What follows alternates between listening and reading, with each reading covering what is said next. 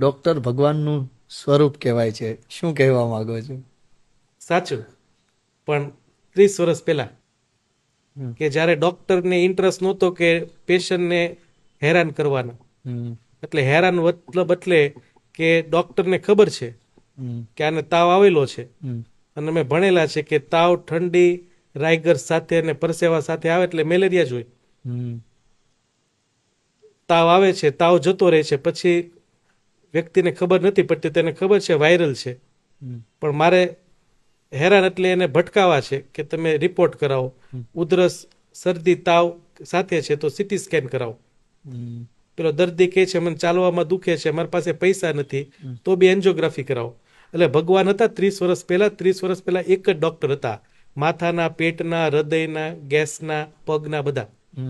અત્યારે ડોક્ટર એટલે એક પેડ પ્રોફેશનલ પર્સન કે જે તમને આજે કંઈક તકલીફ થાય છે એને ઘટાડે. જેમ કે ભૂખ લાગે છે તો પાણીપુરી વાળો પાણીપુરી ખવડાવે છે, તો એ ખાવાનો ડોક્ટર બની ગયો. તમારે ઈઝ વધારે છે, જે તમારે ડેઈલી તમને જે તકલીફ થાય ને સોલ્વ કરવાના વ્યક્તિ એટલે ડોક્ટર.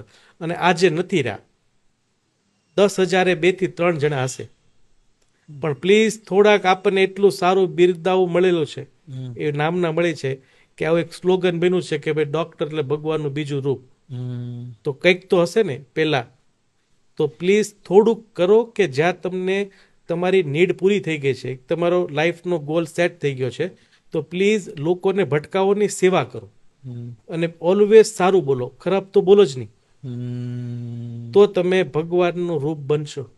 સાહેબ, આ માર્કેટમાં B12 અને D3 જે રિપોર્ટ થાય છે એના વિશે તમારે શું કહેવું છે?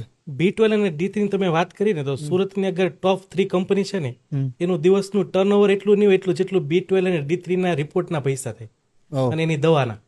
તો વ્યુઅર્સને બેસ્ટ સજેશન, B12 અગર ઓછું છે કોઈનું, તો એક જ એવું ઔષધિ છે કે ઝાડ છે સરગવો, કે એમાં પાણીની જરૂર નથી, ખાતરની જરૂર નથી કે પેસ્ટિસાઇડની જરૂર નથી. સરગવાની સિંગને સુકાવો અને એનો પાવડર બનાવી 1 ચમચી ગરમ દૂધ સાથે અથવા ગરમ પાણી સાથે રાત્રે લ્યો, B12 આપોઆપ વધી જશે. અને બીજી વસ્તુ, સવારે ઉઠો છો તો ગરમ પાણી સાથે જે તમારું થૂક છે એને ગળી જાઓ, એ તમારું B12 ફ્રીમાં વધારશે. સેકન્ડ, D3 માટે બેસ્ટ સજેશન, તડકામાં 25 મિનિટ રહો, ફ્રીમાં B12 અને D3 કરેક્ટ કરો, ના કે તમે ઇન્જેક્શન અને દવા પાછળ પૈસા સ્પેન્ડ કરો.